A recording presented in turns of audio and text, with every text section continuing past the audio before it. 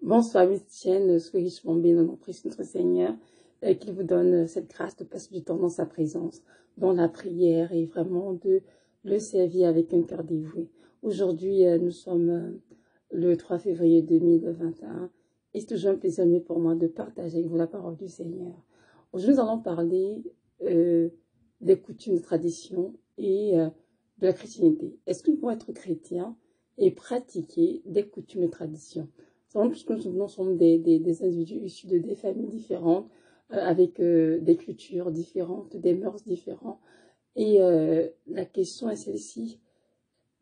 Est-ce qu'on peut être chrétien et continuer de pratiquer les traditions, les coutumes de nos ancêtres, de nos pères?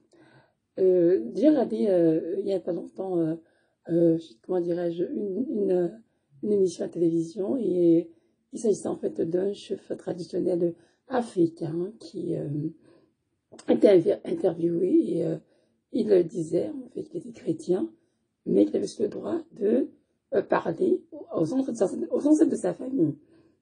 Alors, le journaliste qui l'interviewait a dit ceci. Donc, vous nous dites que vous êtes chrétien et que vous allez à l'église ce matin, et ensuite, dans l'après-midi, allez vous adresser à un arbre ou parler au crâne de vos ancêtres. Il a dit oui, je peux le faire parce que le Seigneur n'interdit pas cela. Je crois en Dieu, je prends la Sainte Sainte, c'est-à-dire le repas du Seigneur, le corps, le sang du Christ, et je peux aussi parler à mes ancêtres parce que Dieu ne va contre les traditions.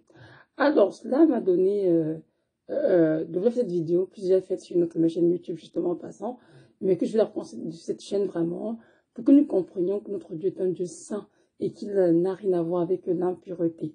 Alors, si nous avons choisi le Seigneur, c'est important de le suivre lui. Et lui seul est vraiment de toutes les choses ténébreuses. Et quelles que soient ces choses, même si ces choses sont dans nos familles, nous devons être capables de prendre position pour la vérité et renoncer à ces œuvres totalement. Notre Seigneur Jésus nous a donné la grâce de lire les Saintes Écritures, de les comprendre, d'être enseignés là-dessus, pour que nous puissions être éclairés justement, parce que si nous aimons le Seigneur, nous devons aimer sa parole et comprendre que la parole de Dieu a l'autorité finale en toutes choses dans nos vies et que la parole de Dieu est notre lumière. Dans le Psaume 119, verset 105, il dit ceci: ta parole est non pas mes pieds, une lumière sur mon sentier. Amen. Dont la parole de Dieu nous guide et nous donne comment nous conduire, comment marcher. Et nous instruit sur ce qu'il faut faire et sur ce qu'il ne faut pas faire. Donc c'est très important, mes frères et sœurs dans la foi, de ne surtout pas jouer le Seigneur, de comprendre le sacrifice qui était offert pour notre Golgotha et en retour d'aimer Dieu de tout notre cœur, toute notre âme et toute notre pensée, parce que c'est à cela que nous sommes appelés en tant que chrétiens. Donc, on va lire ensemble dans la parole dans 2 Corinthiens 6, des versets 14 jusqu'à la fin. Bon, on va lire ensemble. Dans 2 Corinthiens 6, 14 dit ceci: ne vous mettez pas avec les infidèles sous un joug étranger. Car quel rapport y a-t-il entre la justice et l'iniquité? Ou qu'y a-t-il de commun entre la lumière et les ténèbres? Quel accord y a-t-il entre Christ et Bélial? Ou quel pas a le fidèle avec l'infidèle? Quel rapport y a-t-il entre le temple de Dieu et les idoles? Car nous sommes le temple du Dieu vivant. Comme Dieu l'a dit, j'habiterai et je marcherai au milieu d'eux. Je serai leur Dieu et ils seront mon peuple. C'est pourquoi sortez du milieu d'eux.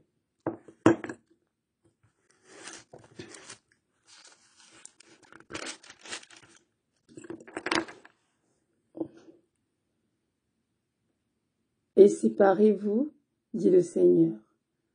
Ne touchez pas à ce qui est impur, et je vous accueillerai.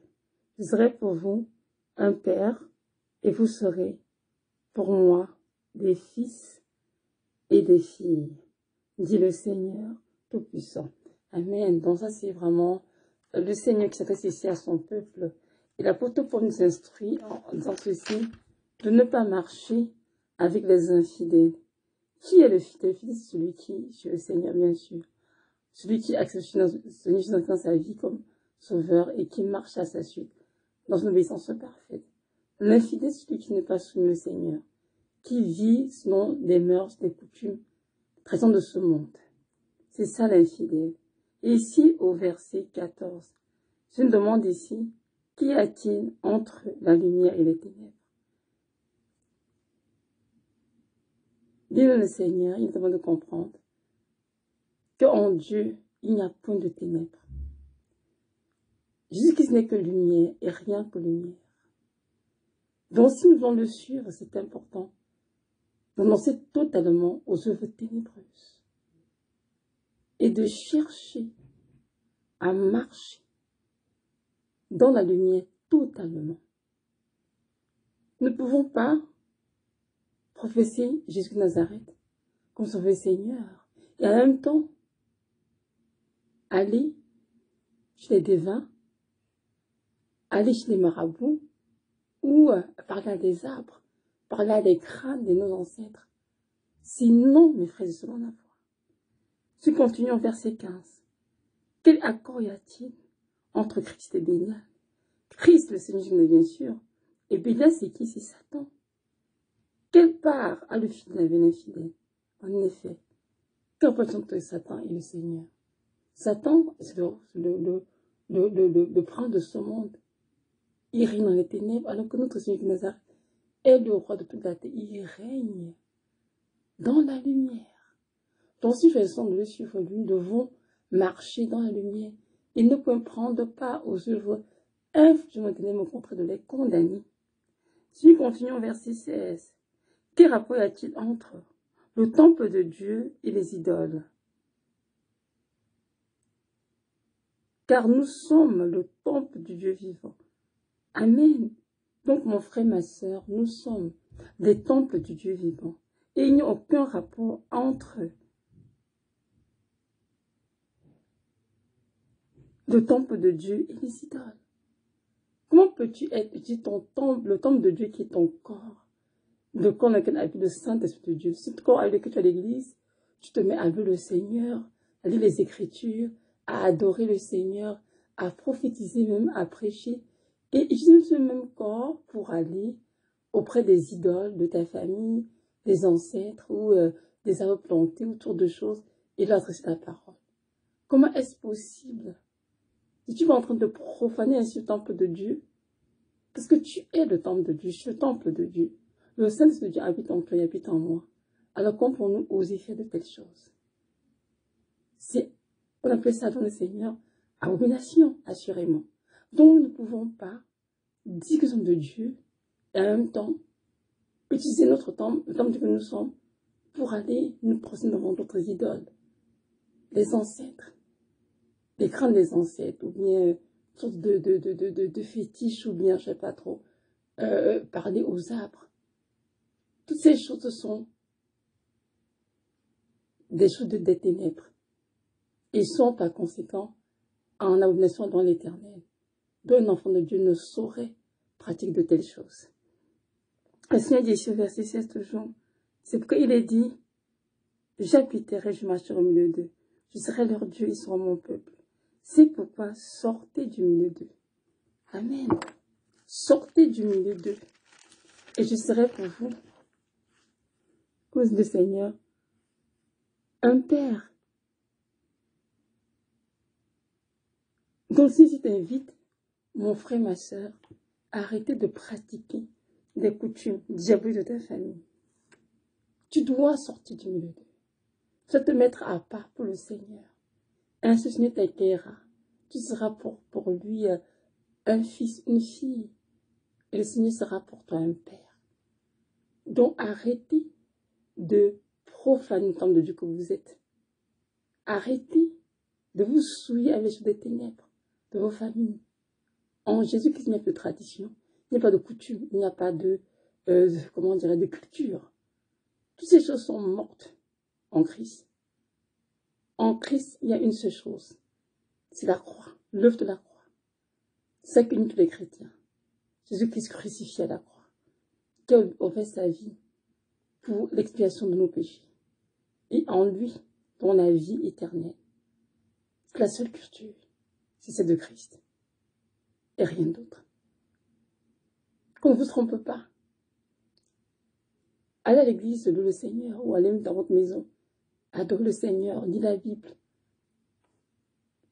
Méditez la parole, pratiquez. Et ensuite, allez dans la maison de vos ancêtres, des crânes que vous avez déterrés, pour parler aux ancêtres. Ou bien devant un arbre, parler un arbre qui représente une idole, une divinité dans votre famille. Toutes ces choses sont en abomination éternelle. Et c'est important d'arrêter cela. Excusez-moi. Une des choses sur lesquelles aussi j'aimerais revenir, c'est... je suis parler seulement de tous ceux-là qui se disent chrétiens et ont toutes ces tendances à aller consulter des devins, des liseurs de cartes, de bonne aventure, c'est les marabouts qu'on dit en Afrique.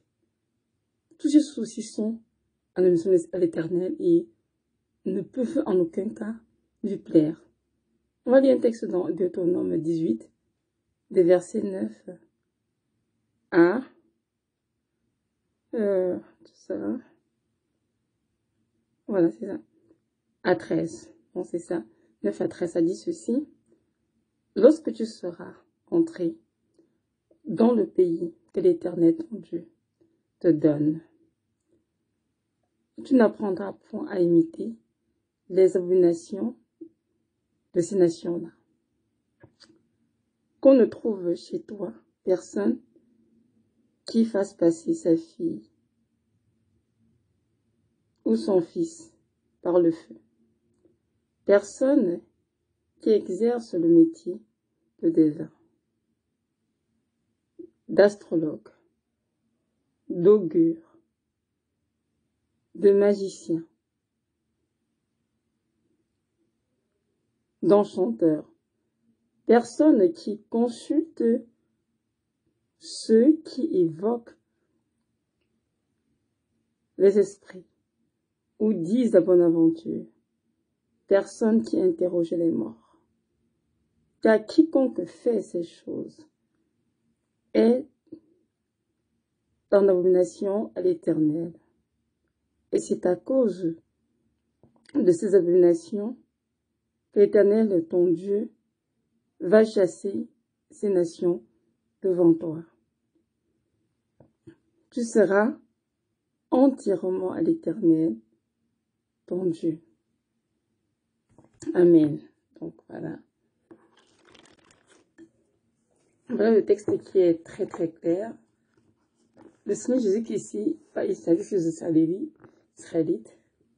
Il a chassé les nations pour leur donner justement la grâce d'avoir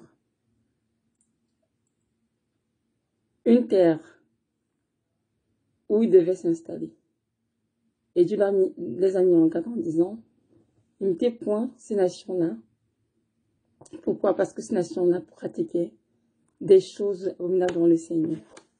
Est-ce que ces choses qu'ils pratiquaient, je ne sais pas si le fils ou le fils par le feu, c'est-à-dire ceux qui font la sorcellerie ou font les enfants en sacrifice. Il y avait ceux qui exerçaient le métier de devin, que Dieu n'aimait pas, qui exerçaient le métier d'astrologie aussi, d'augure, de magicien. Mais ce que je veux attirer notre attention ici, c'est vraiment ceux qui évoquent les esprits ou ceux qui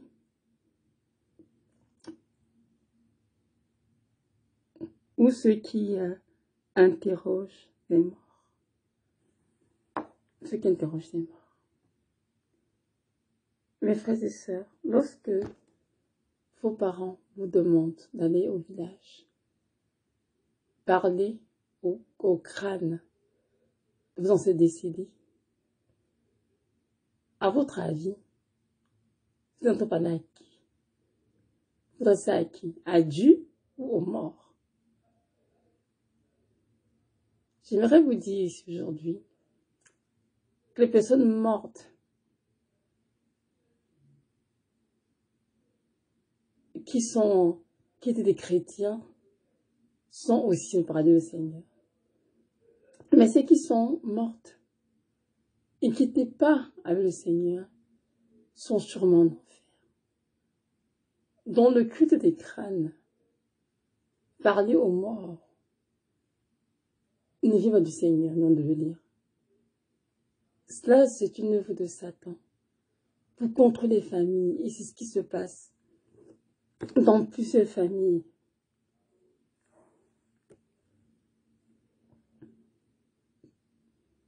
Beaucoup de familles, surtout africaines, ont été séduites, la nuit des temps, par les satans, les divinations impures, pour les contrôler.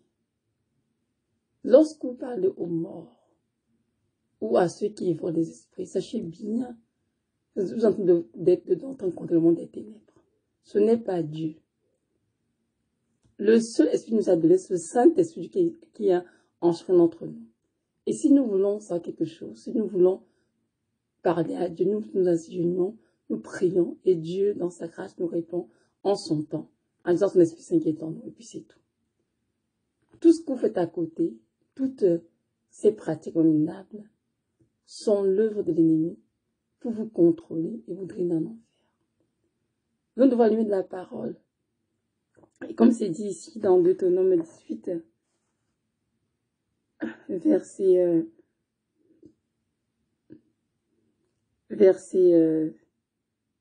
11, dernière phrase, on dit personne qui interroge les morts. Donc si tu parles au crâne de ta famille, tu es en train de parler aux morts. Le Seigneur vient te dire que c'est une abomination devant lui. Donc je t'encourage à arrêter. Ne suis pas ta famille dans ce qu'ils font. Ne suis pas ta famille dans les pratiques abominables. Mais au contraire, renonce à cela. Il est écrit, Éphésiens 5, verset 11. Ne prenez point part aux œuvres infâmes des ténèbres, mais au contraire, condamnez-les. Donc, en tant qu'enfant de Dieu, tu supposes qu'on a la vérité. Et lorsque la vérité est dans ton cœur, tu dois prendre possession de la vérité et renoncer aux œuvres ténébreuses. Car c'est ça que Dieu t'appelle. Il dit ici, le Seigneur, au verset 12, car quiconque fait ces choses est en abomination à l'Éternel. Et c'est à cause de ces nations que l'Éternel, Dieu, va chasser ces nations devant toi. Tu seras entièrement à l'Éternel, ton Dieu. Donc ton Dieu veut que tu sois entièrement à lui. Il ne veut pas que tu ailles à l'église, que tu lises ta Bible, que tu le vas avec une bouche, que tu l'adores, tu lèves les mains, et ensuite que tu vas à la maison, que tu ailles te prosterner devant les crânes de ta famille pour leur parler, ou bien que tu ailles te tenir devant un arbre, ou bien devant une statue quelconque pour lui parler. Toutes ces choses que tu fais, mon frère, ma soeur, sont en abomination éternelle, tu dois les arrêter. Le Seigneur t'a dit qu'il t'appelle à sortir du milieu d'eux. Et il va t'accueillir. Il sera pour toi un père et tu seras pour lui une fille, ou un fils. Alors je t'encourage à renoncer à toutes ces choses. Et tous ces chrétiens qui ont la prétention de tout connaître, de tout savoir, et qui disent aux gens que oui, on peut aller à l'église, mais en même temps aussi avec une famille, et ça donne une sorte de rituel. Sachez bien que ça c'est une grande tromperie. Et en faisant cela, on peut être sûr qu'on ne verra jamais la face du Seigneur s'il va de repentance. Donc, mon frère, ma soeur qui me connaît en ce moment, ce que tu fais, je t'encourage à te repentir. Et je veux que tu saches que ce Seigneur veut que tu lui donnes ta vie entièrement. Pas 80% à Jésus, 20% tradition à la famille, non. C'est 100% à Jésus-Christ de Nazareth. Parce qu'il s'est donné entièrement pour toi, alors vis éternellement pour lui. Et donne-toi tout entier à lui. Romains 12, verset 1 dit quoi? Offrez vos corps comme un sacrifice vivant à Dieu. Amen. Ce qui sera votre pain culte raisonnable. Dans notre Dieu, dans ce que nous offrons nos corps, parce que nos corps sont le temple de Dieu vivant. Amen. Que vous êtes vivant, saint et agréable. Ce qui ne doit pas être culte raisonnable. Mais ce corps qui est le temple de Dieu ne peut pas être utilisé une bouche pour le Seigneur, pour l'adorer, pour bénir, pour l'exalter. Et en même temps, nous, pour une même bouche, pour adorer les idoles, pour parler aux ancêtres, aux crânes, etc. Non, non, c'est absolument non. Prends le temps pour nous de nous réveiller. Pour ceux et celles qui pratiquent encore ce genre de choses, comprenez bien que ces choses sont en abomination devant l'Éternel. Et alors, vous devriez arrêter, vous repentir et renoncer dans le Seigneur, de vous purifier, de vous sanctifier par son sang. Comme je vous ai dit tout à l'heure, ceux qui parlent aux morts, ou qui parlent à ceux qui évoquent les esprits, vous entrez en contact avec le monde des ténèbres et ces démons vous tiennent liés, ils contre vos vies et détruisent vos familles jour après jour. La seule voie de délivrance, c'est d'aller au Seigneur de Nazareth.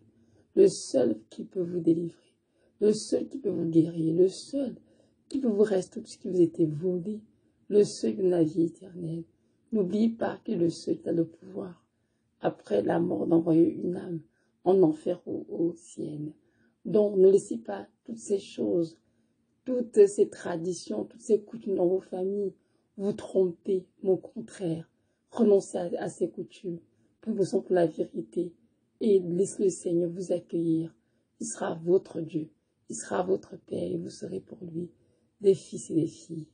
Donc voilà, vraiment, ma prière, c'est que le Seigneur Jésus-Christ ôte le voile de nos consciences, afin que nous comprenions vraiment la profondeur des Écritures, et que nous choisissions tous, peu importe le prix à payer, à honorer le Seigneur, en nous soumettant entièrement à sa parole.